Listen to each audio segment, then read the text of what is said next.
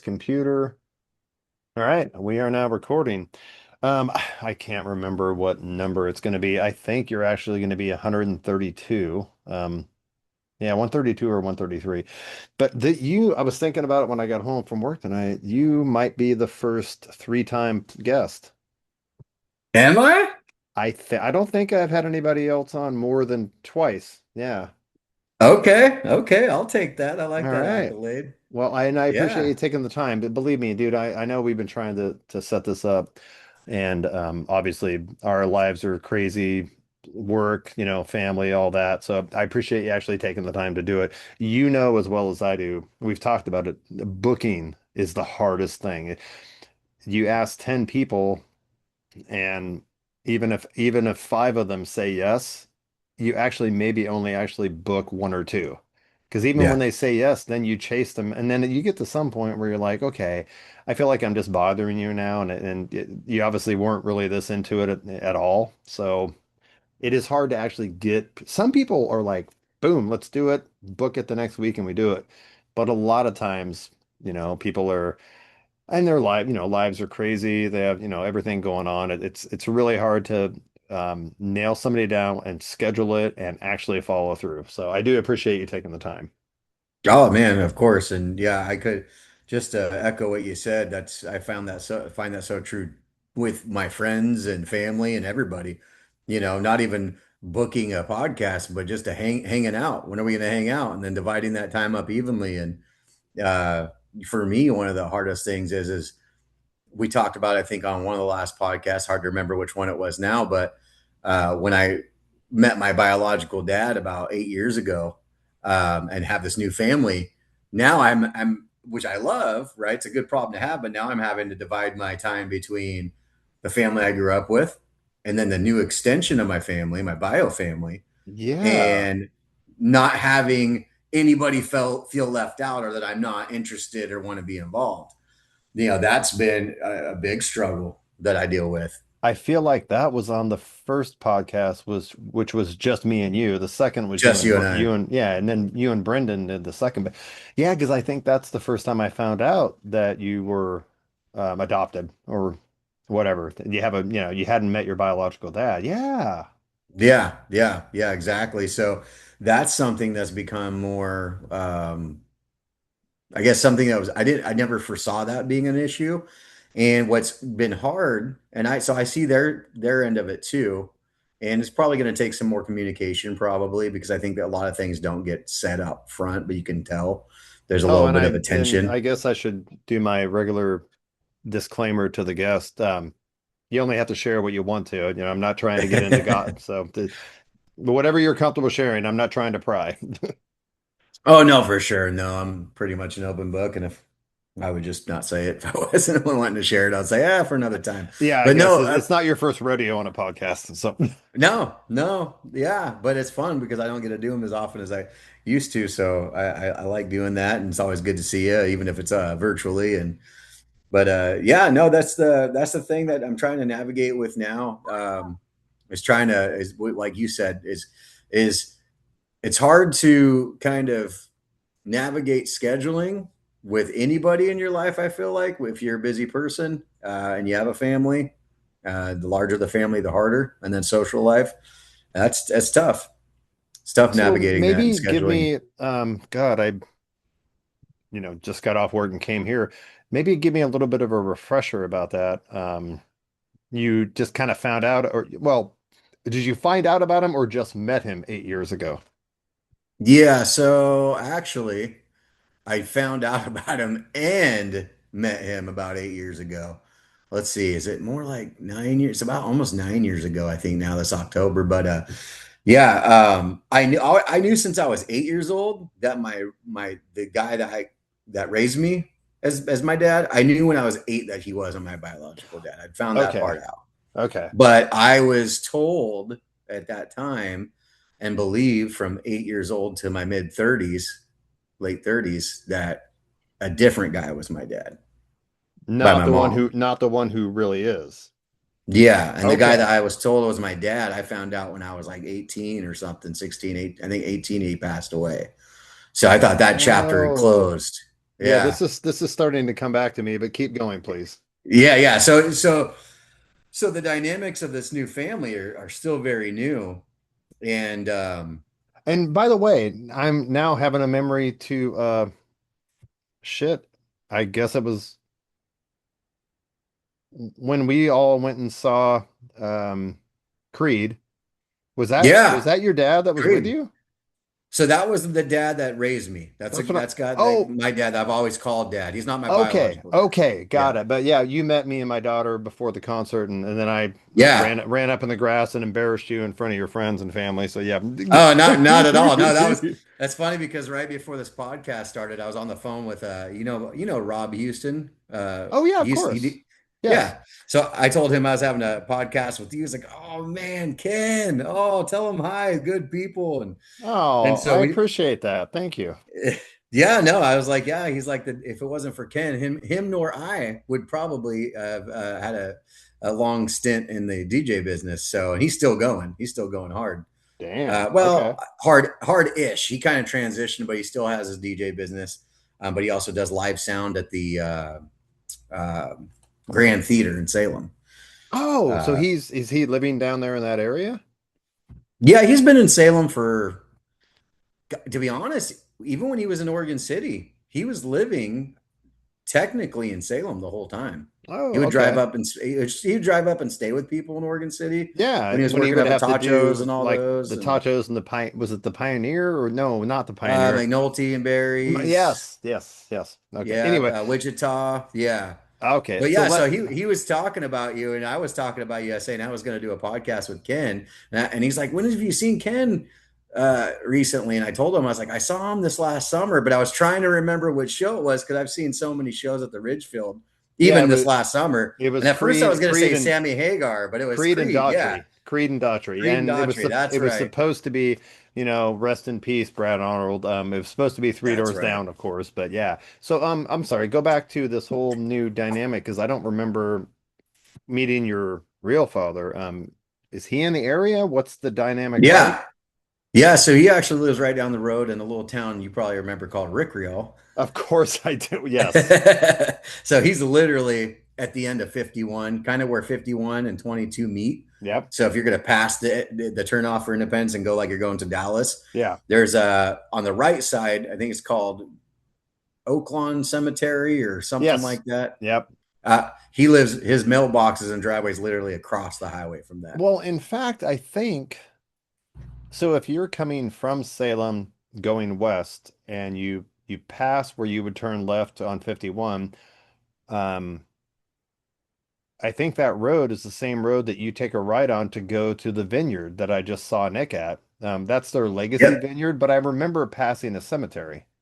Yes, exactly. So So if you that keep going okay. past that cemetery, the next junction or the next exit you're going to come to is the 99W. And you come off Yes. that junction, that takes you into Monmouth. But Mm-hmm. as you're heading into Monmouth, you really right there at the Rick Rial intersection, when you get off that exit, it says Rick Rial. Oh, Then the Eola Vineyards right there on the right. yes. Yes. Got it. Okay. I Yeah. know what you're talking about. Yeah. I DJ, I think I DJ'd a wedding there way back in the day. Wait, Yes. yeah, I did. I did. One or two at that Okay, so place, way he's before I moved to that's Independence. where your biological dad's living. Yeah, so he doesn't live by the vineyard, but he lives over by that cemetery off of 22, but it's technically his address is considered Rick Rial. Right, right. Or Even all the I did notice that when I was at the winery to visit Nick, it is a Rick Riel address. Yeah. yeah. So yeah, God, what is he by himself? Is he married? What's going on? No, he's married. He's married. He's retired. Hmm. He retired from the Shamawa Indian School, was there for like 35 years, the head of their food and kitchen division. Okay. And so he was basically in charge of all the food for all the kids on the Yeah, yeah. campus. But yeah, no, him and I, we have a great relationship. And now that he's retired and not working all the time, he's always chomping at the bit to go hang out. We do hang out a lot. He is going through a lot, though, with pain. He had Okay. hip surgery 2, 3 years ago, and pretty sure they messed something up. And he's constantly trying to figure out getting different answers from different specialists and doctors about what it is because He's a super in shape dude. He's worked out every day of his life, still does. He hits the gym every morning. Oh, He's in wow. better shape Okay. than I'll ever be. I mean, he's in great shape, but Oh, I wow. think I think it started getting at him mentally because he's been in so much pain and he's not used to that, being such a physically fit guy and a very active guy and not being able to live the life that he wants to. So it's really kind of wearing on him until he figures out what he can do to get this fixed. And the latest and greatest we think is some scar tissue from the hip surgery on So the he had like a hip replacement? yeah. Both of Mm-hmm. them or just one? Just one, just Okay. one. Yeah. And he's like, I'm in more pain now than I ever was before the surgery. If I would have known this would happen, I never would have got the damn surgery. But everybody he talked to that had the surgery all came out, fine and So dandy. do you want to do you want to share? I don't remember how you met and found out about him almost at the same time. Yeah, yeah. So just to kind of refresh, my mom, or he found my mom on Facebook after 30 something years, 35 years, somewhere around there. I can't remember exactly how old I was. And he found my mom on Facebook through mutual friends. He started seeing some of my family members on Facebook and that he was friends with because my mom and some of my uncles, they all lived on the same streets he did when they were all teenagers. And that's how I was created. That's how I got here. So, Yes, so yes. yeah. So he saw, it's funny, he saw a picture, he befriended my mom, and then he saw a picture on her Facebook of me and Brendan riding dirt bikes up at Willamina. And since he rides dirt bikes avidly, he knew exactly where that picture was taken. And so he sees me for the first time as an adult or ever, really. And he goes, holy crap. Like, it's like looking into a mirror. And that's when he starts going Yes. back and his head going like, wait a second, almost 40 years before her and I did hook up one night, partying all night. We were friends, but that one night it turned into a hookup Okay, so I session. guess I should clarify. He didn't know he had a son? Mm-hmm. Oh shit. Yeah, again, Bingo. Yeah. even the dirt bike story, it's coming back. We did talk about this on the first podcast. I'm sorry, that was like Yeah. 2 or 3 years No worries. ago, It's but no, keep a going. weird So thing. he had no idea that he had a son. No, he had no idea. I obviously had an idea that my real dad was out there until I hired a private investigator when I was 18 and found out he passed. The guy I thought was told was my real dad.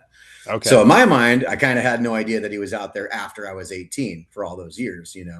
So yeah, we are both equally surprised. And my mom, and believe me, I hounded her and kind of grilled her, interrogated her on how she couldn't know that he was even in the running the lineup, right, of possibilities. Yeah. And after hearing about it, how young she was, and it was a one night thing, it was one of those things where in her mind, it wasn't, she didn't even remember until they both kind of started talking Oh yeah. about Yeah. that night. And they're like, Yeah, oh, yeah. yeah.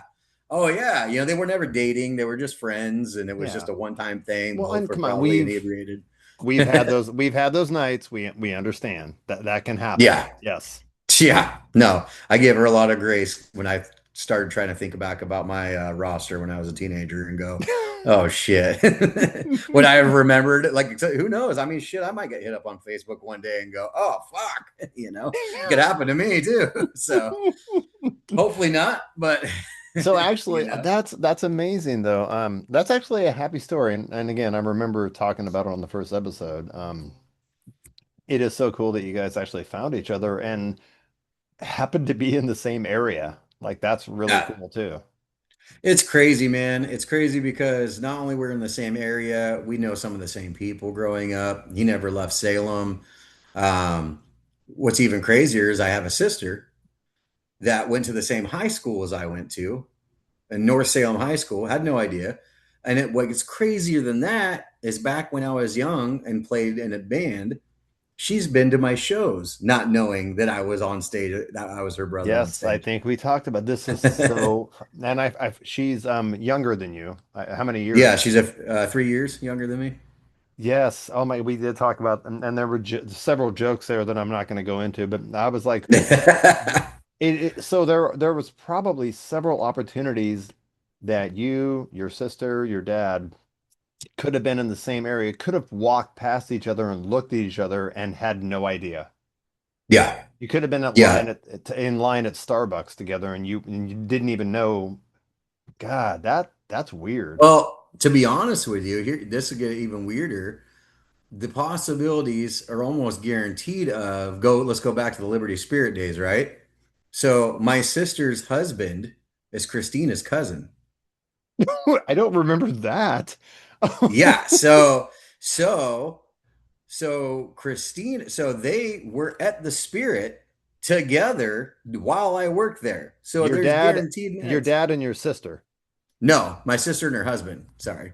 I'm So my sorry. sister and her husband. Did she Yeah. sing karaoke? Did she come up and put a You know song what's in funny? to her You know what's brother? funny? She loves karaoke now. She's an amazing singer, but she said back then she'd never tried it. She was deathly afraid of it. Oh, that is So so so the funny. odds of that are happening because now, I mean, you can't get her off the microphone. She loves it.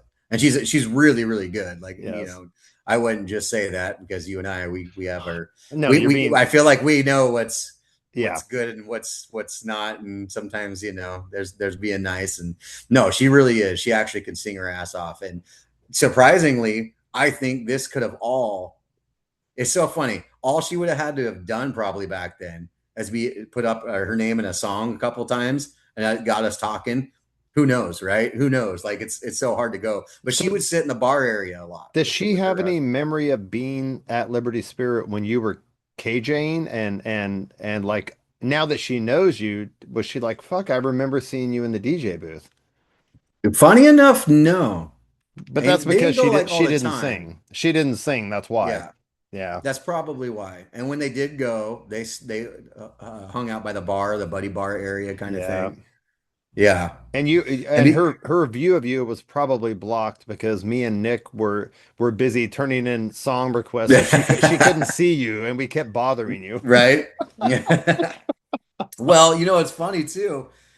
You remember Becky? She was a server there, bartender, and more of a cocktail waitress probably when you and Nick were going there all day. Becky, blonde hair. Her brother's name's Bub. I'm pretty sure God, Rebecca I Royer. if I saw her, yes, of course. If you saw her, you Yeah. definitely know who she was. Yeah. Well, she was dating my sister's husband's brother back then too, and everybody called him Mongol. And I remember his that name's name. yeah, his name's Yeah. Shannon, but so it's such a small world, so crazy. So yeah, there's the Liberty Spirit ties, there's the going to the same high school ties, and you know, and basically, I say all of that just to say that now that like once we all met, we are all inseparable, and we were hanging out like damn near every weekend, you know, for the first handful of years, Was it almost and like trying to catch up on lost time kind of a thing? mm-hmm, yeah, for sure, for sure. And since then, what happens when you do that, which is great, but the rest of your social circle and family that you've, you know, been a part of your whole life, they get kind of cast aside a little bit in some ways, not intentionally, right? Yeah. No one's trying to hurt anybody's feelings, but um, so now you got to find that balance, and that's what's hard, you know, Yeah. and try to hope and make sure that nobody feels, like you're Neglected or left out. yeah, yeah, exactly. And so I've kind of been trying to navigate with that because I think with my well, I'll call them the biofam, the new edition, right?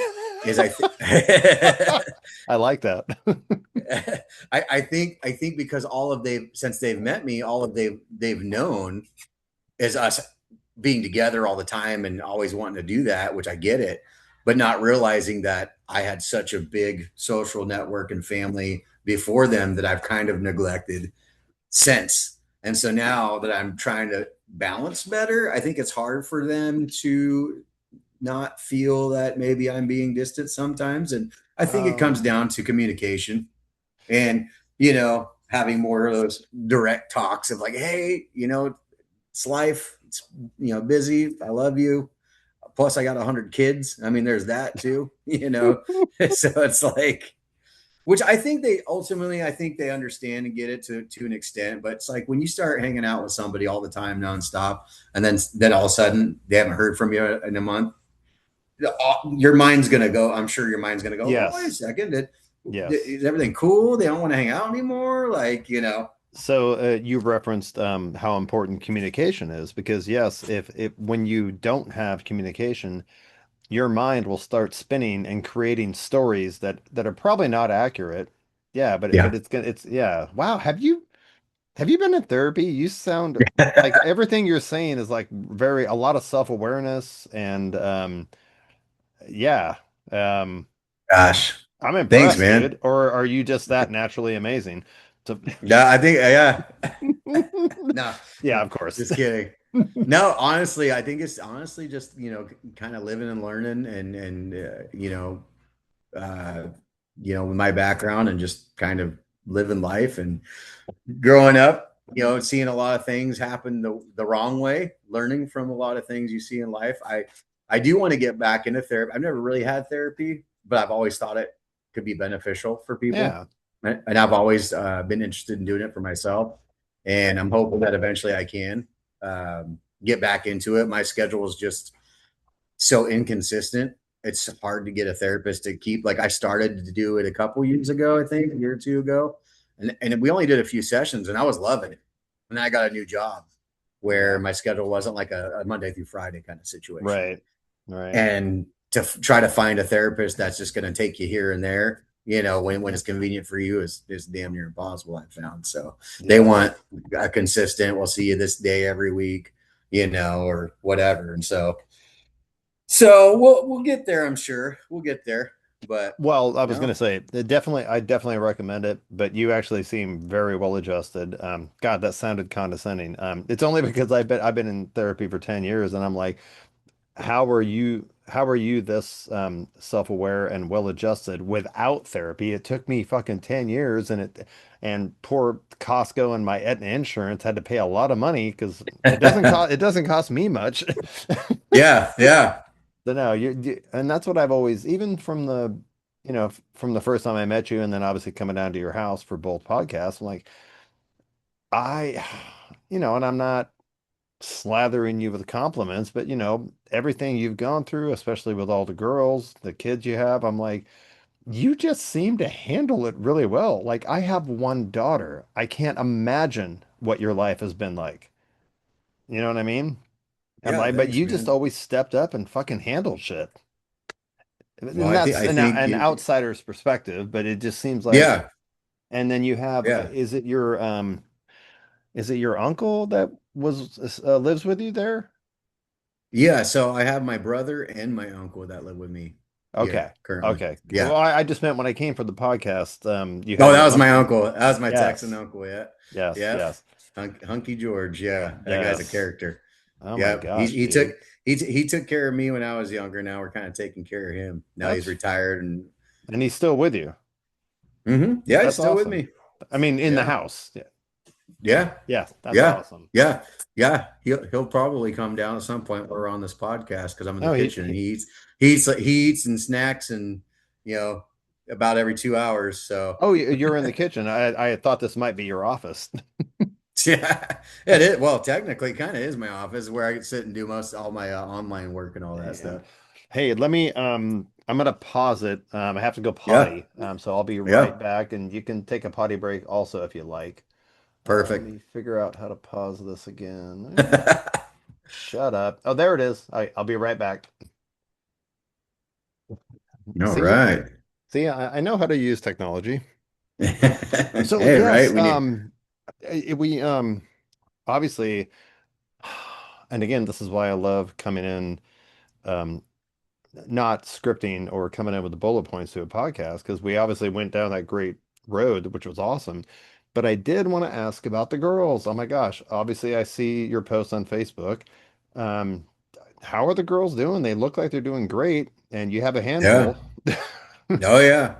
Well, it's funny. Yeah, for sure. Yes and no. In some ways, I have less of a handful now that they're getting older. And I mean, I still have my 10-year-old son. Um, but yeah, I mean, my oldest is getting ready to complete her first year of college at Western Oregon. She's going to Super. Western. Okay. Yeah, she's pre-nursing right now and maintaining a 4.0, and she's on She a scholarship, which is great, she which is gets that from amazing. dad.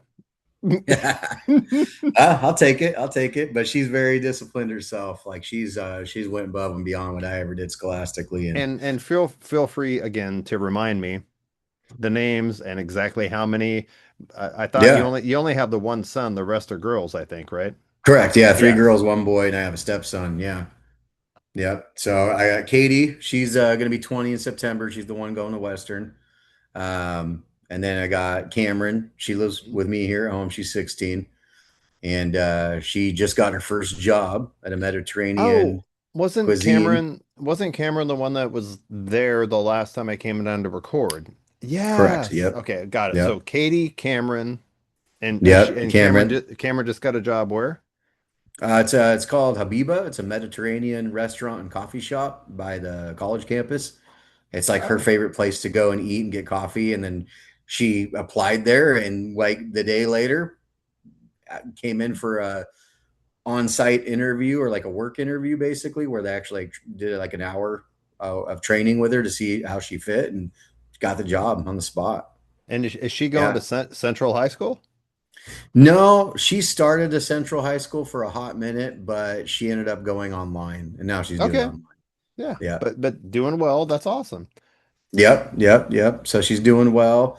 The job's really helped, especially socially for her. Okay. And she got a permit recently, so we've been practicing driving. And then her younger sister, my youngest daughter, Rylan, she just turned 15, just got her permit. She's playing Okay. tennis, and she's going to South Salem High School. Oh, so And how does she get there? well, she lives with her mom during the Oh, school okay. during the week, and her Got mom it. lives in Okay. South Salem. Yeah, Got it. she Okay. comes to my house on the weekends, and then we Are we split talking like we're talking about deeds? Deidre. Yep, Deidre. Okay, Yep, yeah. Sorry. which you So remember. yeah, Yeah, yeah, of course. Yeah, we're friends on Facebook. I see your post. yep, yep. And she's Okay, starting her new. so I didn't know, but Deeds lives in Salem.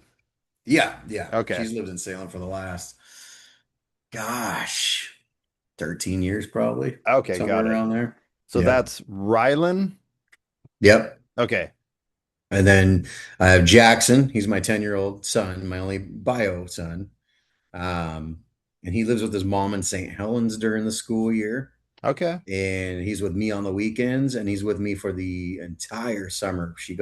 Brittany goes and fights wildfires during the Right. No, I summertime. remember that. Yes. So it's Yeah, during the school year, Brittany is there in St. Helens. correct. Yep. And then she does the wildfire thing in the summer. So then he lives with you. Okay, got it. Yep, exactly. Yep. And then Kiani, Brittany's son, my stepson, he just turned 18, and he's Oh, making, geez. yeah, and he's making music, rap music, and he's pretty good. Wow. Yeah, I'm pretty excited for him. He's been making music for the last handful of years, and he's getting better. And I think Like he's in he's Salem making right his now. own beats, writing his own lyrics, and I don't know if he's making his own beats yet necessarily, but he's writing his own lyrics and that's raps. awesome. Yeah, Oh my yeah, gosh. doing pretty good. Yeah, so everybody's doing pretty good for the most part, and yeah, and as they're getting older, I'm finding in some ways I have more time to try to get back into playing music, and I was gonna just ask about that, because even on the last podcast I did with you and Brendan, you were dabbling. yeah, Yeah. yeah. Yeah, since then, I'm trying to get back together one of my old bands that I had for a long time back in the mid 2000s, um, to the teens. And then I'm working on that project. We've been writing some new music and trying to find some band members to get that project going. But I've also, my buddies in American Overdose, I collaborated on a song and a music video with them, and they released that recently, a few months ago, Okay. and that's got some good traction on YouTube. So That's actually funny because yes, I have been following American Overdose on Facebook for years. yeah, And yeah, every now and then I'm like, why am I following? Oh, yeah, Tauren. That's the connection. Yes. Okay. But you yeah, said you collaborated recently on one of their songs. Did you sing on it or?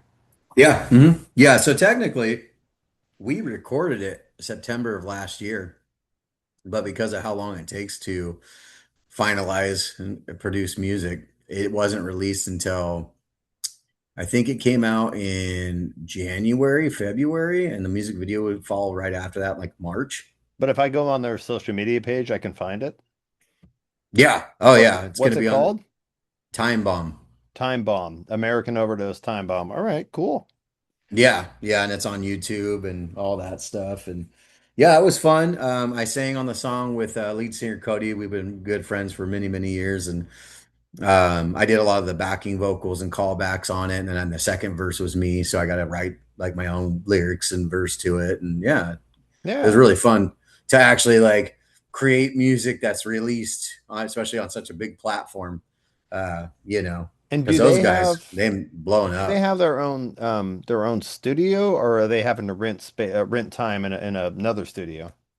So the way that they do it is they have home studios that they will start basically writing the songs from and tracking rough versions, demos, and then they have a couple producers they end up sending it to finalize it. One of the producers is from a famous band from the new metal era called Spine Chank. His name's Johnny Santos, pretty known in the world that world. He's one of the producers and songwriters, and then they send it off to finalize it, the final production, to a guy named Nicolas over in Ukraine.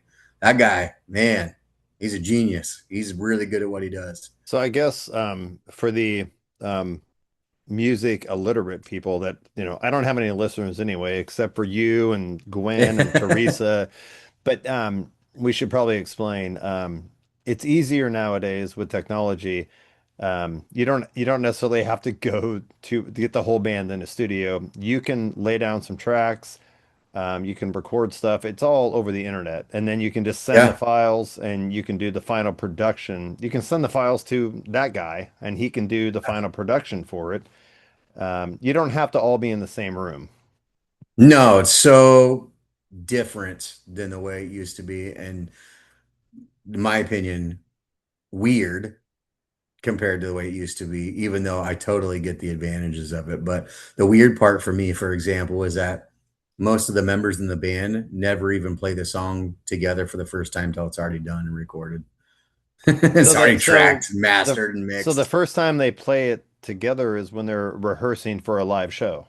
They have to Yeah. rehearse this song that they have written That's it. They together. have to learn. Yeah, it's they have Yes. to learn as a band because they'll start the song and write it and lay down a track of the instruments and then have it go through all the filters and processes of production, the cutting and splicing and arrangements to finalize it. And then when it's all finalized and arranged accordingly, comes back to the band and saying, "All right, here's how to play it, or go listen to it, learn how to play it in this arrangement, so we can start rehearsing it for a show." Yep. And that's so backwards from the way it used to be where everything was written live, So Yeah. yeah, but I get it. I mean, that's the way that the world works now in music. And you can your output can be so much greater that way because behind the scenes, no matter whether your guitar player or your bass player or your drummer is writing as fast as your vocalist and your producer is, you're always pumping music out. Yeah. And so it's basically it's kind of a way to not have to always be together in the same room to still be able to pump out music. So Yeah, so actually, in a way, because yeah, everybody has families, other commitments. I guess it makes it easier if you don't have to schedule 1 or 2 days a week that you're all going to get together in the same space. You can do it in your home, and yeah, then and yeah, exactly. But they since they're such a they're kind of on such a high profile of performing and touring and doing what they're doing. They still do 1 to 2 days a week where they get together, but it's all for rehearsal for shows. But the yeah. writing all happens outside of that. Yeah. Oh, okay. I see what you're saying. Because does the band are they all within a couple hours of each other? Or how close are they? Yeah, yeah, they're all within about an hour. I think all of them are in Salem except for the singer Cody's in Oregon City. Oh, okay. Yeah. But they're also doing gigs on a regular basis. Yes. Yeah. So when they're writing new music, they can do it virtually. But they Hmm. get together often to rehearse because they're an active working band. They're doing shows like most weekends. Yeah, well, I wouldn't say most weekends. They're very selective about the shows that they're doing. However, when they do their shows, like locally in the Northwest, they're very particular about how often they play in the Northwest. However, they're usually playing big major festivals throughout the US in Oh, bigger okay. shows, whether it's down in California or Vegas or Nevada or even Midwest. They do a lot of big festivals back in the Midwest. So they have those kind of things going. So they're really particular about where they play, and it's usually bigger festivals is where they Yeah. typically play on the regular because they're at that point where they can. And Yeah. then I think in the last few years, every summer they'll do a couple week or a couple months, sorry, tour run Right. between here and the East Coast and back. So So what's the band members you're trying to kind of connect again? You said from some old musicians you knew that you're kind of trying to bring back together. that was an old band I had back in the Yeah. day. It's called Right. Still Dead. Yeah, And yeah, I Kyle remember the name. We talked Casternovo. about it, but Yeah, yeah, yeah. Yeah, so the only member right like is now, Kyle, I wasn't going to bring his name up, but is Kyle one of them? I wish. I wish we can get Kyle. I've tried every time because I've Okay. tried to get this band back together a few times over the years, but Okay. Kyle, I don't think he's interested in playing live from what he's told me. I think he Okay. likes being at home and writing music, and I think he helps. I think he sells music. Like I think he'll write music for other musicians. They can purchase beats and stuff off of him that he'll come up with, but I Okay. don't think he's interested in like, going out and playing live. But you're Unfortunately. actually you're putting the feelers out to maybe put another band together with people that you used to be in a band with. And are we talking about, because I remember the story of your first gig when you were like in high school, but are these people you've known that long? Oh yeah, yeah. So I think you've met Jesse before. Of course. Yeah, Uh yeah, yeah. yeah. Yeah. So The one Jesse, that he's all, he's yes, the one that all the strippers wanted to, yeah, yeah, yeah. Yep, that's the I guy. So know. he's on guitar. Him and I have been writing music and recording it lately. Um, and then we did actually have a full lineup recently with drummer, bass player, second guitar player, myself, and Jesse, of course. We couldn't line up the schedules. That became too hard of a thing with work and schedules. And so, literally, as of like yesterday or the day before, and these are with good friends of ours, so it was on Yeah. great terms. Do But you we just guys had to. have, do you guys have a rehearsal space? We were rehearsing at our drummer's house. Okay. But he, because of his work schedule, got promoted, and he has a family too, and he has another Yeah. band. Okay. So it was a little more than he could. He bit off a little more than he could chew, and we couldn't make it happen. So he respectfully bowed out, and we totally, understood. And so now we're back in the market, as it were, looking for another A drummer. drummer. Okay. Mainly, yeah, drummers mainly what we're looking for. We know bass players and things of that nature. In And fact, are you just gonna are you gonna sing and play guitar or just sing? no, I'm just gonna sing in the band. Yeah, Okay. yeah, I'm not there yet. One day I might. Who knows? Maybe I'll do it for a song or two. I miss it, Yeah. but yeah. No, I'm just gonna sing in this one.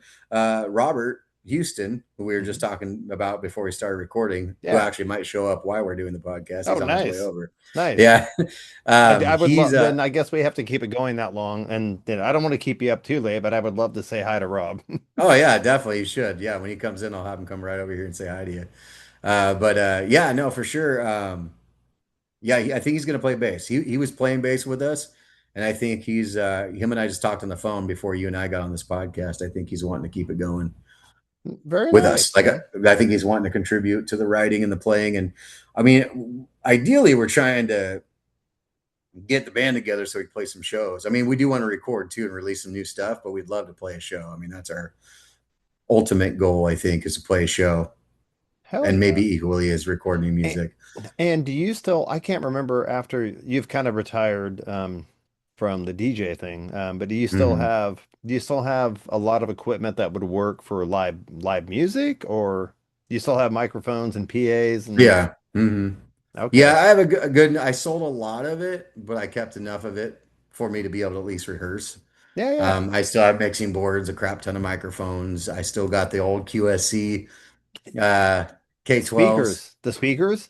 Yeah, the K12 speakers still The have those. They're still yeah, going the powered strong. speakers, they're amazing. Power speakers. Yeah, I did sell my subwoofer to Rob because he kept the DJ business going. And Okay. for me, not DJing, I didn't need it. I liked it, but I didn't need it, you know. Yeah. And so gave me a couple extra bucks cash there, which was nice. But yeah, I have everything I need to rehearse. But nowadays, it's so crazy that most bands, of course, keeping with technology, are all doing in-ear monitor setups. Yeah. So even for rehearsal, they're running through, you know, the digital mixing boards, and everybody has their own in-ear monitors. So Oh, really, no sounds coming out. yes. Okay. So, I just want to, I don't know if you saw my post. It was a not this past weekend, the one before, but this guy that I knew, he's a musician. I knew him before. He retired from Costco, but it was when I was working for the brewery in Vancouver. We booked him to do like solo acoustic sets a couple times, Kirby Swatosh. And then I got a job at Costco and I realized, oh, you work at Costco too. But he lives outside of Battleground. He's the one that has the spaceship. He literally built a spaceship on his property, and he has friends with this musician I'd never heard of until I met him, called Michael Gurley, Gurley. He's been in bands, Dada, some other bands, kind of blues, jazz. Anyway, he books an event once a year. He gets this guy who's Michael Gurley is big enough that he has played probably to 10 or 20,000 people in the bands he's been with. So he's like I'd never heard of him, but he's a fucking big deal. And Huge. he's older than me. He's got to be in his late 60s. But so we saw him 2 weeks ago, and God, where was I going with this? The QSCs, In-ear um, monitor setup. inner monitors, yes. So um, they actually, oh, it was the tablet. Everything is controlled on a tablet now. Where, because he was up on the stage, and by the way, it's he literally Kirby has built a spaceship, a round disc spaceship that he when it's not being used for this, he rents it out as an Airbnb. But for the concert, he set up the QSC speakers. Yeah. There was a drum kit, bass player, guitars. Um, but he had his sound guy that was just sitting in the audience next to us on a tablet and just adjusting, and Michael Gurley would talk and say, "Oh, I need a little less guitar, a little actually it was the mic. The mic's a little too hot."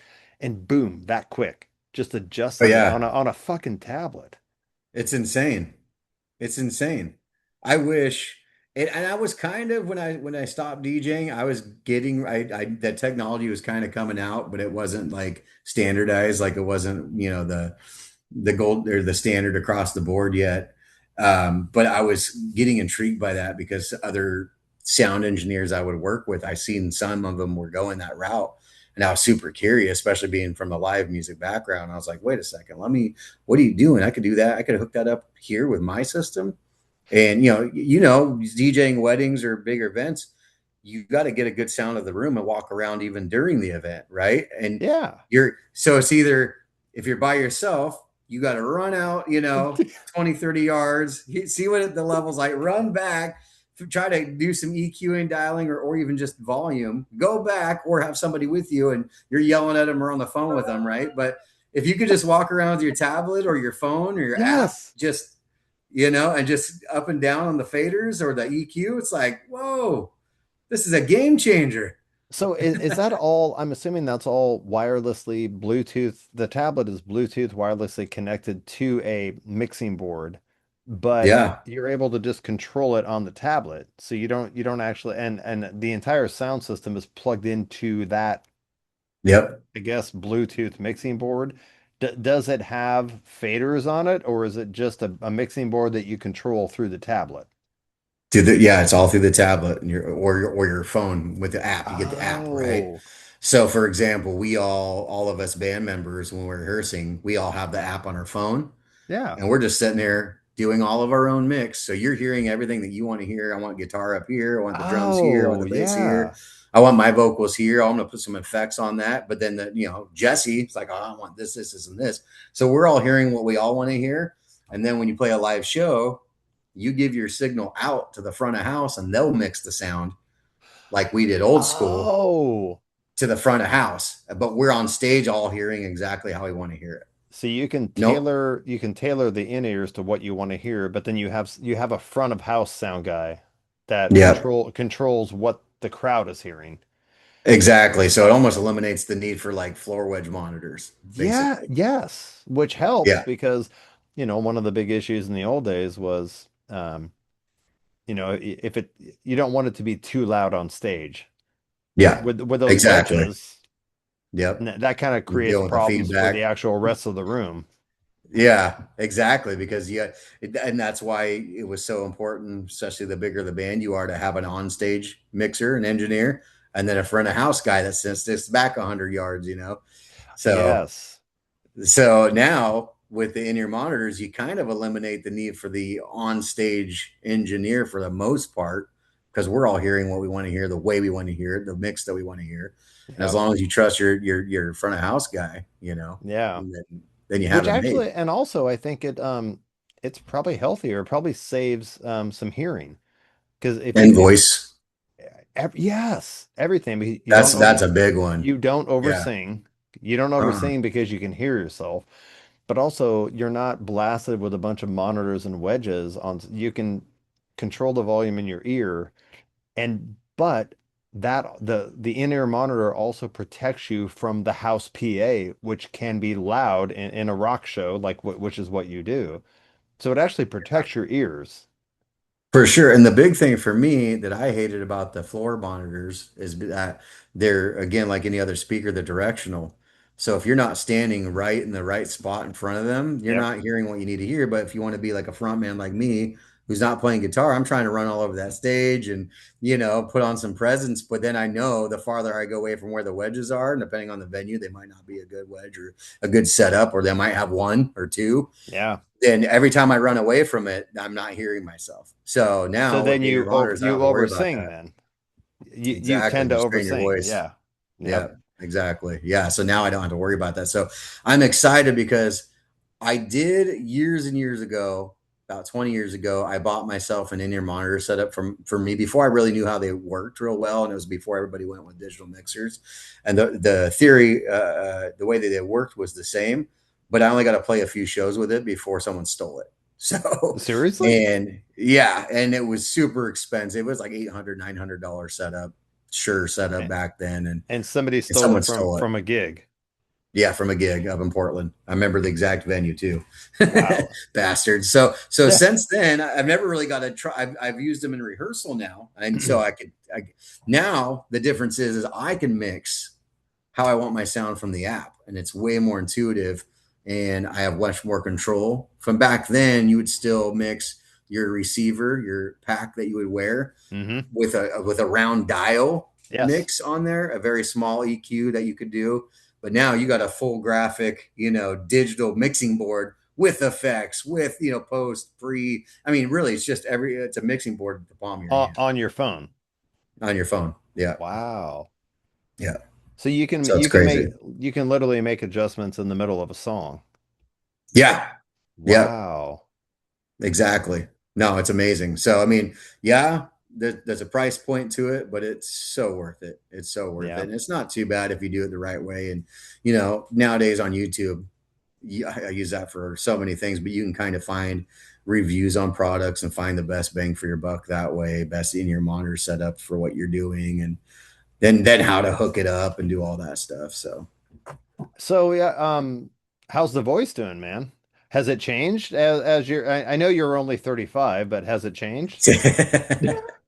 Man, it's hard to say. It's hard to say because every time I start getting things going consistently with rehearsals and recording and get momentum going and kind of get it back, it's like something comes up and then we don't do anything for a couple months.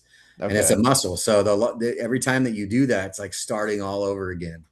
But I think with a voice, especially if you have harsh vocals, it's it's almost like going not it's some people say like riding a bike, you never lose it. It's just like hopping back on a bicycle. Well, man, with the harsh vocals, it's a little bit more than that, I feel like. And we But have, there's the singing aspect too.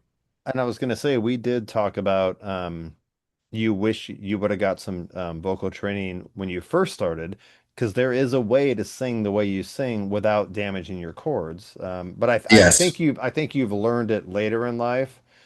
And you still have some exercises that you can go through and Yeah. Well, so to save your voice, a kind of yeah, like a workout routine for your vocal cords. yeah, it's tough. I'm trying to do that. It's now there's so much information online and so many YouTube videos and so many people out there that are teaching people how to scream or have heavy, harsh vocals Well, in a didn't healthy so I'm manner. gonna give a shout out to you. Didn't our mutual friend, that's a joke, but the charismatic voice, didn't she do a deep dive documentary? Like she went to some college in Utah and they put a camera down this singer's throat on how to do that? Yeah, and they're still working on that project. So she's one of the many now. So she's the one, I think she might be the only one that's taken it to the level she's taken it with Yeah. scientifically and medically. However, there's a lot of other uh, enthusiasts online and some that have professional backgrounds, some that don't, that kind of go down to the anatomy of what's going on in the vocal cords of and how to do it properly. And I am watching all those videos as much as I can and trying to practice some of their techniques.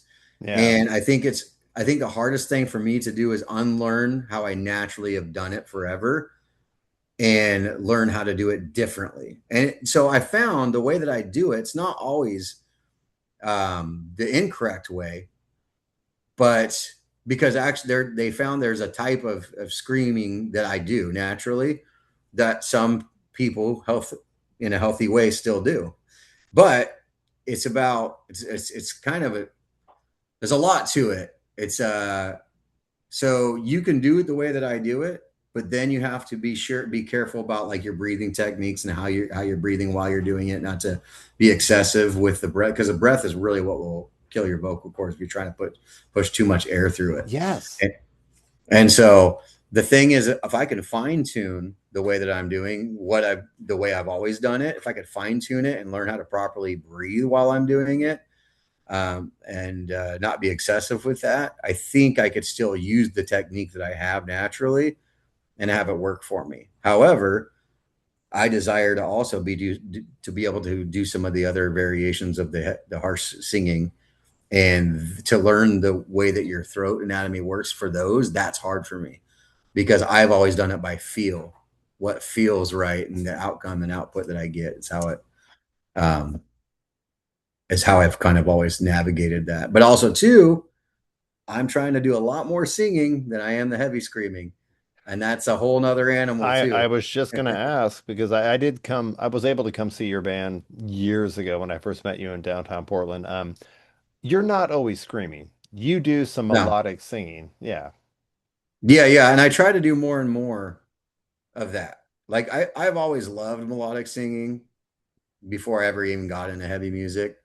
But I think because I just, as a teenager, there was that angst and that feeling of, Yes, you had that. I was just like, oh, that's like, it's I have a addicting lot of like a emotions I drug. want to express, and this is the best way to do it. I have to scream. Yes, exactly. So once I got the feel, and to this day, man, there's nothing like it when you're performing. Like me and a Yeah. lot of my buddies that play metal, will even though at home we may rarely ever listen to metal sometimes or go long periods without it from a listening standpoint, when it comes to performing, there's nothing like it. Like if I sit down Yeah. with my acoustic guitar, which I love, and I sing a song that I grew up singing and it's melodic and it's pretty, it'll be fun, but it never compares to the adrenaline, the rush I get when I'm on stage screaming in front of people that Yeah. are screaming back and, you know, getting crazy and sweating and into the music, as opposed to just sitting back, like, drinking their tea or whatever the hell, or their wine.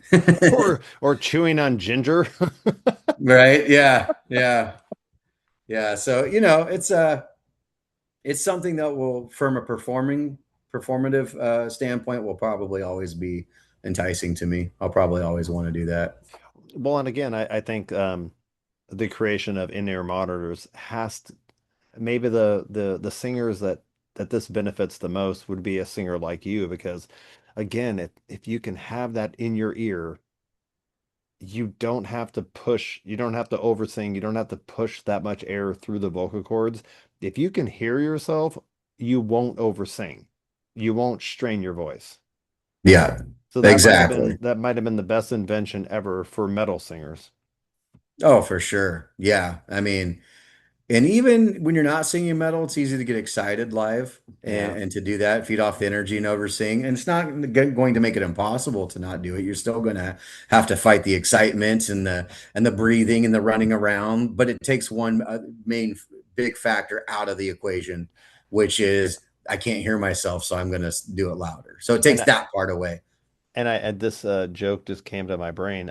Since we both have years of doing karaoke, do you think it would have helped if we could give the karaoke customers in-ear monitors when they were doing "Let the Bodies Hit the Floor"? Would would they not have? Man. If we would have turned the in-ear monitors all the way up right when they wanted to start screaming, would they have lowered their voice? Oh my gosh. I wish we could have given in-ear monitors to every damn person that ever sang karaoke so they could hear themselves. But they would Uh, never come back though. that yeah, we might have yeah, we would have probably driven ourselves out of business. So They're like, that's maybe what we I sound shouldn't. like. Yeah. I would hope they would go home and practice and then come back, Oh but my God. yeah, I no, oh the karaoke thing. Damn. But Yeah, that's so funny. it was always that one song, the let the somebody drunk wanted to do let the bodies hit the floor. And I'm like, God. And we talked about it again. Like you have to have your hand on the volume knob because you knew as soon as he went into it, you had to turn it off. Yeah, you had to turn it off because people, and that was like a great test of showing people for the first time what they actually sound like when they're trying to scream and make a harsh sound. And Yeah. they probably never did it in front of a microphone or a PA before. Probably did it in No, their car or their shower or somewhere where they were muffled enough where they couldn't hear what they actually sounded like. But when you throw them on the mic, everybody in the whole fucking bar, the place can hear what you sound like. they did it in their car with their stereo system that probably was worth more than the car, cranked to 11. It went to 11, so they really couldn't hear themselves as they were singing along. No, exactly. And also proved to them another thing that everybody thinks that metal singers just scream and it's easy and everybody can do it. Not right there No. is, I think, proof in the pudding that no, there's a lot more to it than that. No, You know, yes. yeah. I mean, not saying there's not some people out there that naturally can do it. There are some people that naturally can do a lot of things better from the get-go, from the jump. But you know, everybody's like, oh yeah, I love let the bodies hit the floor, and all you do is you get pissed off and angry. So I'm just give me the mic, and then they go Yeah. do it, and everybody's like, oh, turn the shit down, you know. Yeah, and I guess that's where mad respect to Drowning Pool because it's look, it sounds like they're screaming, but no, that's an insult. That's an insult to that technique. They are actually singing. They're not Mhm. screaming. There is a technique to make it sound that way. You know what I Yeah, mean? yeah, Yeah. because a lot of those screams that if there's a heavy song that people have heard that's popular enough, especially if it's been on the radio or something that you heard in pop culture. A lot of times, the heavy vocals that you hear, because there's a rasp to it, everybody thinks it's a scream, which technically it could be, but they are carrying a melody or a tune or a note underneath that. So it's even in some ways more technical than regular singing, and it's hard to do to sustain a note while also having a vibration, a rasp of your vocal cords going while doing it. It's pretty crazy Oh to be able yeah, to do because that. you're talking about the difference between holding a long note with a clean vocal, an versus Mhm. something that Sebastian Bach would do with a Yes. scream, what sounds like a scream, but he holds it out for like 35 seconds. Yes. And it's funny because because I go down this rabbit hole of the different types of screams that there are, And when you now have people out there, that are showing you that there's, the anatomy of what's going on in your throat while you're getting these results and sounds, a lot of the singers that we grew up listening to, your Sebastian Bachs and all these guys from the 80s, those power metal or Yeah. power lead vocalists, Yep. the techniques that they were doing are very similar to what some of these heavier bands like Pantera, Rob Zombie's, Marilyn Manson's are doing to get their vocals, but they're just pushing it a little farther. Yeah. They're adding more of the gravel or the rasp into it, but still it starts from the same thing. A good foundation of breath support. You still have to sustain your notes. So the mechanics are very similar, but they're learning how to add a rasp on top of it and still Yeah. sustain and still, sound, be in tune and in key and all that stuff. So yeah, it's funny that it used to be balked at and looked down on by a lot of classically trained singers, which is something that the charismatic voice talks Yeah. about. That's her background, where she came from, and she used to Yeah. be one of those people. And going, oh no, these people are, if anything, really doing something, really difficult to do. And I like You that you know, brought up earlier the importance of breath control. Like, you think you can just scream, but it's not about loading up, taking this huge deep breath, inhaling as much air as you can, and then just trying to fucking force feed it through your vocal cords. That's not how yeah, you do it. That'll it's it. that'll hurt you. That's the easiest way to damage your Yeah, voice yes. and become Yeah. exhausted, tired, and done. Yeah. You're gonna have a shorter set if that's your And then after the way first of two doing it. songs, you're done. So, Yeah, exactly. It's really about being comfortable and how about having a solid tank of air or breath that sits there the whole time, and you're sipping off little sips of it throughout the yes. performance. Yeah, Oh my God, you don't want to use that. that's a really amazing way to say it. Yeah. Yeah, You have a yeah. reservoir of air and you just sip Mhm. off it as you need it. Exactly. And that's how you sustain. That's how you don't hurt your cords, because you're not having too much come out at a time. It's a very nice, even, consistent. Dude, I'm freaking loving this because now I'm thinking about Gwen and Teresa and all five of my podcast listeners. They are probably like, "What? I love that we're doing this deep scientific dive on how to sing," because they're like, "What the fuck are you talking about?" But they're loving it. They're loving it because you're awesome and this is interesting. Um, I I love nerding out about it. what is wrong with us? Because I love it too. Well, I think we're musicians. We love music Yeah. and we love to perform. We love to play and I'll call create. you on that. We don't have to go on this tangent. I am a musician. I love to play and sing. The performing thing, um, I have an interesting story about that, but I wanted to ask, before Rob gets there and just it comes in like a wrecking ball. As he will. Um, you mentioned career changes. So and you get to work from home a lot, but what are you doing now for work? And is it Yeah. something different than when me and you and Brendan recorded? Well, let's take a look. Let's find out. But I do want to put a placeholder because I want to hear more about you playing because I keep watching online. You've been playing a lot more Yes. guitar and Yes. singing, and I love that because when Thank I you. first met you, that was a non-existent I know. maybe a pipe dream of like, oh man, I wish I could do that. It And was a I pipe love dream. seeing. I love seeing. No, I love seeing that you went from because my favorite thing in the world is seeing somebody that loves music so much that they talk about wanting to like play it and then you see that because I know how hard it is to go from wanting to play or loving it enough to be disciplined enough to learn how to play it. And it doesn't matter what level, just to get over the threshold of consistently going back to it, not throwing your guitar in the closet, getting frustrated and pissed off. Because Yeah. that's the route a lot of people take once they get into that struggle. But Yeah. yeah, so I don't want to forget about that part because I was curious about Yes. where that's taken you and if you played live in front I'm of happy people to other than talk open about it. mic Yes. night. But I do want to understand what you're doing for your job now. Yeah, I'm so I think I know the first podcast, I think I was unemployed in between jobs and enjoying it. Yeah. So I was going back to the one we did with Brendan. Brendan. Yeah. Okay. Yeah, so yeah, I think I'm still at the same spot. So basically I manage a mobile dental clinic where we bring That's dental care. right. Yes. Yeah. Sorry, it was a busy day at Costco. I should have reviewed the podcast before we came on, but it's all coming back to me now. Oh my Yeah. God. No worries. That's a Celine Dion song. So Of course. It's all coming back to yes, me. yes, go I do ahead. that all the time. Yeah, but so yeah, basically, it's a really cool gig. I travel a lot. I sleep in a lot of hotels. We do all over Oregon and Washington. But the cool part about it is also I get a lot since I work long days and travel out long hours and long days traveling. I get a lot of days off to where I can be at home, maybe do some admin, computer work, or Oh wow. So yeah, you're traveling every week. DM near. Sometimes I'll be Wow. able to do locally between Portland and Salem. So Um, are there some places you have to go that you have to stay overnight in a motel or whatever? all the time. Oh Yeah, all the time. wow. Yesterday I just got back from Tacoma. Next week I'm going to be in Seattle for most of the week.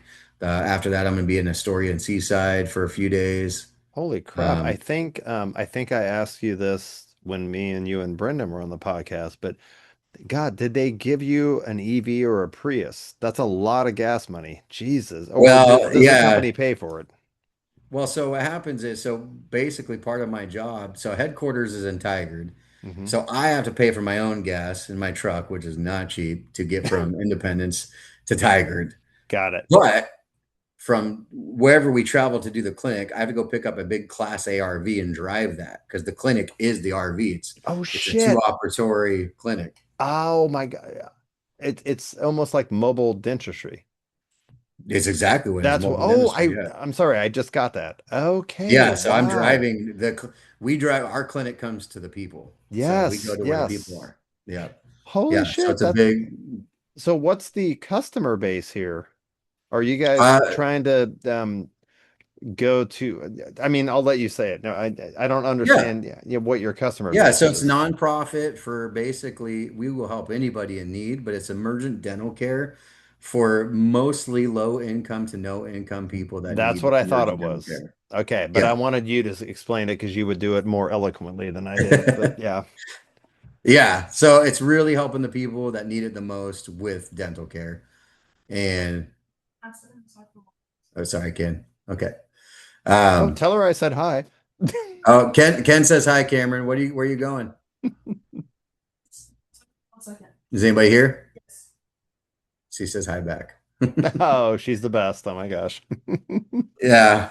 But so yeah, we're bringing the care to the people that need it the most. But then again, like if I have a friend that has a toothache and they can't get into the dentist in time, and I know I'm going to be somewhere where they are, I'm like, dude, come into our see if I can squeeze you in the schedule for the day. Come in, and if you need a tooth pulled or a filling or whatever, get you out of pain. No questions asked. We don't.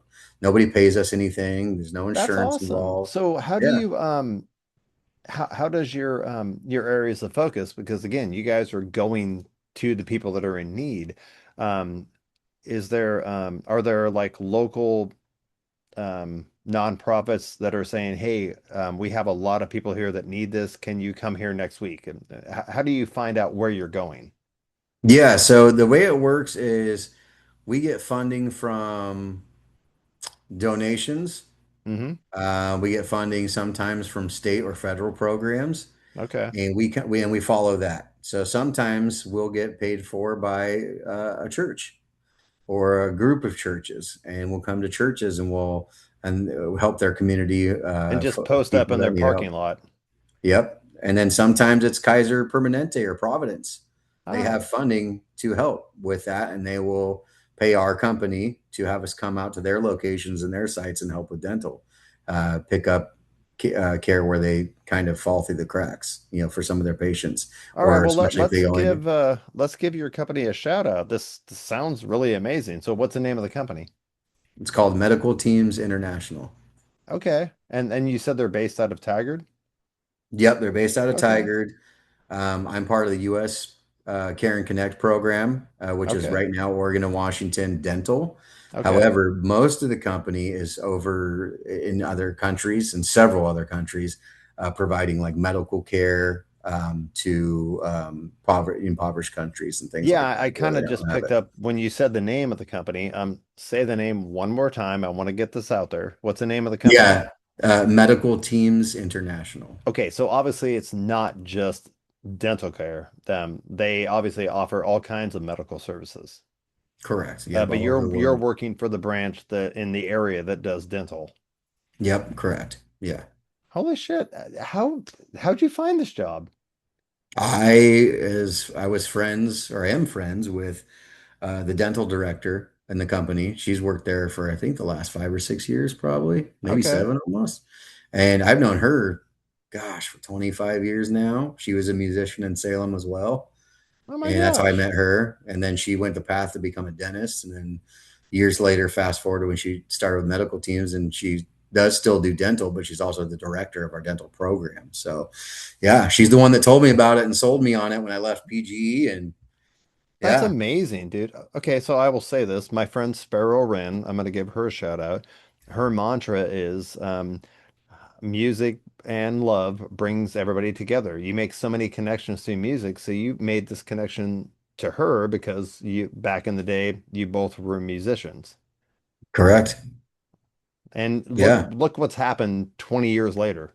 Yeah.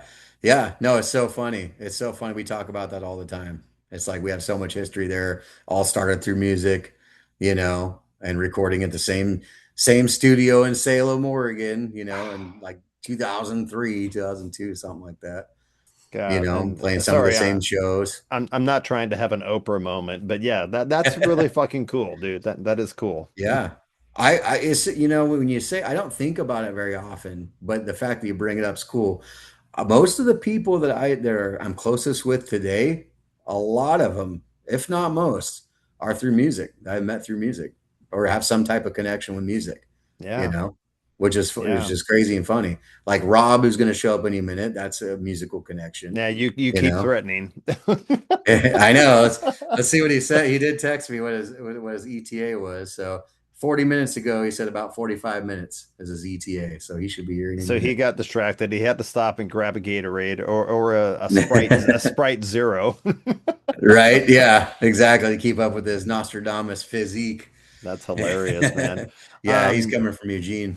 Dude, gosh damn. Yes, I love that. So okay, since you wanted to put a pin in it, I'll tell you my it's a short story, but the whole of me, um, the music thing and performing, we talked about it before, so I'll make this quick. So my freshman year of college at Western Oregon, I met my roommate Jason Moore, a guitar virtuoso. Like he is up there with like Steve Vai and Joe Satriani. He's been in bands in the Portland area. He actually lives in Tigard, and he gives music lessons, but he's also in bands. And I don't want to oversell the product, but he is fucking amazing. He's that good of a guitarist, um, who's not famous. Which, you know what? There's probably 1,000 of those in America that are that good but never got famous. You know what I mean? Oh yeah, no, totally. So No. anyway, I lived with him freshman year, Heritage Hall at Western Oregon, and he taught me electric guitar for 9 months, and then I kind of dropped it for over 20 years on a random birthday, 15, 20.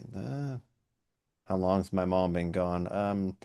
At some point, probably in my late 30s, my mom, for a random birthday, bought me an acoustic guitar, and I just put it in the closet. Um, but I knew because my time with Jason, my freshman year of college, I knew the basic four chords that everybody Yeah. knows. Yeah. So then when the pandemic hit, March of 2020, we have time at home, and now with YouTube, you can find a video for somebody telling you how to play any song you want. They'll show you the chords. It's easy. Yeah. So that's when I started. And so March 2020, and I said, I'm gonna fucking do this. And I just got that acoustic out, started playing and learning, and God, it was rough. God, my poor ex-wife Pam, and our friends Craig and Sean because once I got into it, I became annoying. Like I would bring my guitar everywhere and just want to like sit there and just we're trying to like go out to a winery or a tap room, and I would bring my guitar and trying to engage in conversation with friends and family, but then I'm just Ken sitting there just strumming chords, and I sucked because I wasn't that good. So they, God bless them, they had to go through years of that. But I just kept, I never stopped. I kind of went through the if you can practice 30 minutes a day, that's it, just repetition. Yeah. The Yeah. 15, the 10,000 hour thing.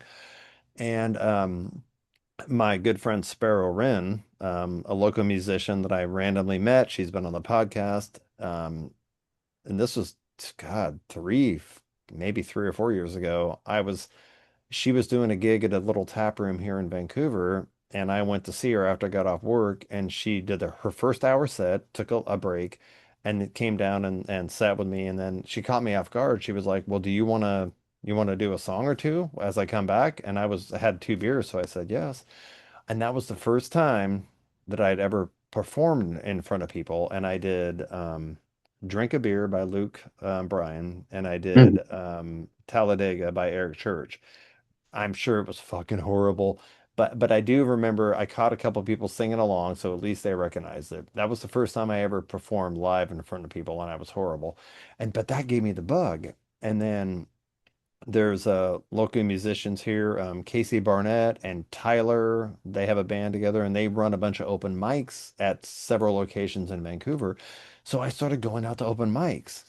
And those are some of the photos you've probably seen on social media. Yeah. But I was like, this was the weirdest thing because we did karaoke for years. So I know how to sing through a PA, but something about singing and playing guitar. I always had trouble finding the key. Like I was singing off key because I was trying to also play guitar. But I kept doing it, and then I would, you know, have a bad night and just hate myself. And then a month later, I'd go back and try it again. So I kept trying it and never stopped practicing. But so long story to get here, where I'm at now and this is an effect of all the years that we both DJ'd. Hmm. um, so many years of trying to entertain a crowd and they're just not getting it. They're annoying. You're killing it. You're playing the best music ever. You're picking the right songs and they don't want to hear that. A lot of, Puff's Pub. I don't want to play gangster rap. Maybe I want to play some upbeat music and they don't want to hear that. And so I had Yeah. too many years of hearing people say, "Dude, can you play this? This sucks. We need to hear this." So it was more, I would do the open mics and I was slowly getting better. But and I had this because I'm friends with so many local musicians that go out and do solo acoustic sets, and I love that. But after trying and trying, I kind of had the epiphany of, ooh, I don't know, no matter how good I get, I don't know if I want to book a gig where they advertise that Ken's going to play here 5 to 7 p.m. That just creates pressure. Like every DJ gig we had, whether it was a wedding or a regular bar, you if it's announced that you're going to be there and the venue is paying you, it is your responsibility to entertain the crowd. And Yeah. I don't want to do that. I want to play the songs that I want to play because I like them. So what I've done now is, and I've actually gotten better, but now I busk. You know what that term means? Yeah. Oh, of course. But Yeah. I don't busk in a way where I don't open my guitar case and expect tips. Yeah. There are several wineries and tap rooms and breweries in this area. They just know me. It's like a joke now. They know that when the sun's nice, I'm just going to come sit on their outdoor area away from the customers, and I'm just going to bring my guitar and start playing. And I have made so many random connections with other musicians that who just wander by, and I'm like, "Oh, here, play my guitar." So that's what I Yeah. do now. But again, I had the epiphany, and because again, I totally understand what you're saying about you love getting on stage and something about the metal. it releases so many emotions and the energy. I don't want to perform. I just want to play my guitar. And if somebody happens to wander by and likes what I'm doing, I fucking love that shit. But no, I don't want to book Yeah, gigs. I'm burned out from being a DJ. I don't want to book yeah, gigs because as soon as you announce a gig, there's an expectation and pressure on you that you have to entertain the crowd. And the yeah. crowd, for the most part, are fucking idiots. And sorry, that's scar tissue talking from too many dumb requests. But so anyway, No, I that's the totally get where story, you're and coming I'm gonna from. let you talk now. So No, I totally get where you're coming from, and I think there's a lot of variables and layers to that, though. If I was just playing acoustic guitar and it was just me out there, I would probably, even though I've played shows before in a band, I would be more comfortable doing what you do. But in a band is different. You're up there with four or five other musicians, PA's cranked up. You know, people are there to see that type of music. You're usually playing with other bands as well. So the vibe is a lot different. But yeah, it's a lot of pressure to be one person acoustic guitar and have everybody show up for you. And that's like yeah. to me, that's about as scary as being a stand-up comedian. Like, you know, it's just you up there and the people, and they could hear every fuck up. And especially if you're playing cover songs, songs that they know, songs that they love, and you're gonna fuck them up. You know, Yeah. if you play your own songs, they don't know if maybe they're supposed to suck. Maybe that's the Well, way that they're supposed to sound. You know, so it's different. and There's a that's lot of funny layers there. because doing the covers, which is what I only do covers. I haven't written anything. It's once they know you're just doing covers, they look at you as a jukebox. So I've had this happen even when I'm just busking Hmm. out at a tap room on the patio, and I set away from the other customers, but as soon as somebody sees that you're playing guitar, like, oh, can you play this? And I'm like, no, I don't, I'm not a jukebox. No, I don't know that fucking song. That's not what I Yeah, say, but I'm like, but you're right. When you're up there with a full band, of course, that's going to be a different dynamic. And big time. I've Takes never off some of the pressure. experienced that. And you know what? If I was in a band, I might love it. Um, but come Yeah. on, I'm also 54 years old. I'm not, I have a great job at Costco. I'm not trying to be a rock star. I literally just like playing guitar and singing, because I like the music. So, Well, have you ever tried to go to any of those open mic jams before where people come up there and you come up yes, and play no, that's what guitar I'm with saying. I've them? done And that. And because even when I first started doing the one up here at the Cascade Bar and Grill, like I would tell Casey, who hosted, play with me, and then his friend Tyler, who plays bass, join me. I'm like, I need musicians. It helps to have a rhythm section. Maybe I can yeah, actually stay big on time. rhythm. Yeah, so I'm definitely getting to the point where I could do that, but a lot of the open mic gigs are still in front of the same crowds we were doing karaoke in front of. Just, uh, God, I have to be careful. And thank God nobody listens to my podcast. They're just drunks. I'm like, Well, I'd that makes a rather, big difference too. The crowds, as you know, make a big difference. Just like when you yeah, go to a wedding or a private corporate event compared to a bar gig, they're all different. You're yeah, the same. You know what to do on every single one of them, but your crowd can make or break how you feel about your gig that you're doing. And I think it's the same for music. And yeah, another thing I was just going to add to that too is like I know playing another reason I've been deathly afraid to play cover bands or cover music, not that I don't love it, that's what got me into music, is that you get a lot more grace from people that maybe have never even heard you when they know that you're pouring your heart out on something you wrote and took the balls to yes, do that. They absolutely. they will give you a little more of a chance than if you're playing a song they've heard 80 times before or 800 times. They're like, dude, you that you Yeah, just ruined the song. I just and saw this cover band last week that killed it. What are you doing up here? Go back and practice. You know, it's like absolutely. the And standards are set so much higher. there is something about listening to somebody who wrote um, an original song and is performing it. Like I fucking love that shit. Yeah, Yeah, yeah, you're right. yeah.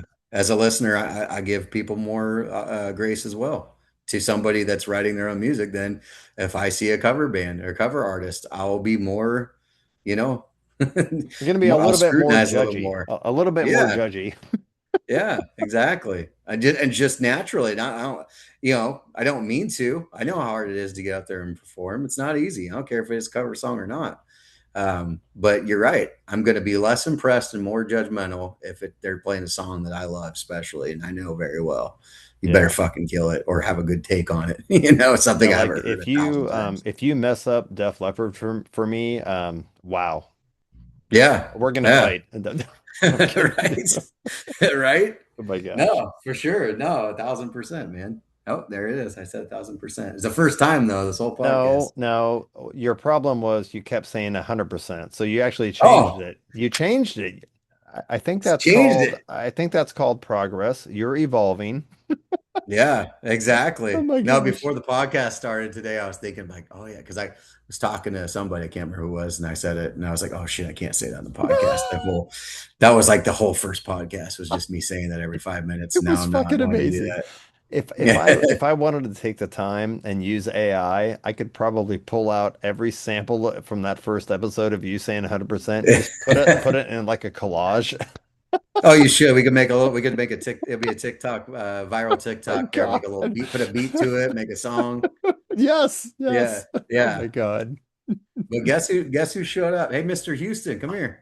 Yeah, that's actually good timing Ken because wants you to say hi to him. I've kept you too long. So, do you need to pull the ears out and give him an ear? I'm gonna give him an ear, see if he can hear Yeah. you. Look at this beautiful bad boy. Rob, what's up, buddy? What's going on, dude? Why do you look so much prettier than I do? I'm jealous. That's not true. That's That always the is case. I'm completely in true. bright light right now, dude, and you're in the dark. You And look you look good. amazing. Dude, seriously, Rob, this is good timing. Because he's been talking to me long enough. I wanted to wrap it up, but he told me you were on your way, so I wanted to say hi. It's good to see you, man. Dude, it's better to see you. Oh my gosh, this is awesome. You look really fucking healthy with way too much hair. How do I get that? You can see what I got going on here. Yeah, supplements or turkey. They got things in Turkey that you All just right, that works. And the Holy gym, shit. and he's a young buck and still. that, yeah. And he's a young Yeah, buck. that's right. I think I've probably got 15 years on you. I'm guessing I'm 54, buddy. Oh, dang, you look Yeah. great. Well, you don't have to Right? I say know. it like Ken's like, that. wow, that's fucking I like mean, that's I'm, incredible. Like I'm kidding. I would not have guessed. I had no idea. That was very that's kind. almost the Wild. same age as Ken. Wow. Dude, look at this beautiful man on here. Dude, ever since I've known him. Wild.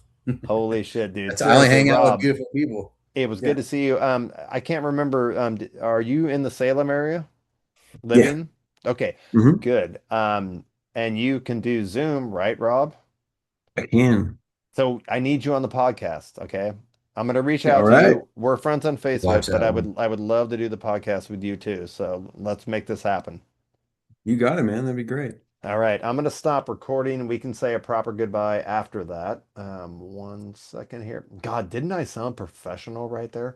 So So professional. shut up, Torin. All right, we're stopping. I will say on the record again, Torin, I appreciate your time. Rob, really good to see you, buddy. I think you'll be episode 132, and we are stopping.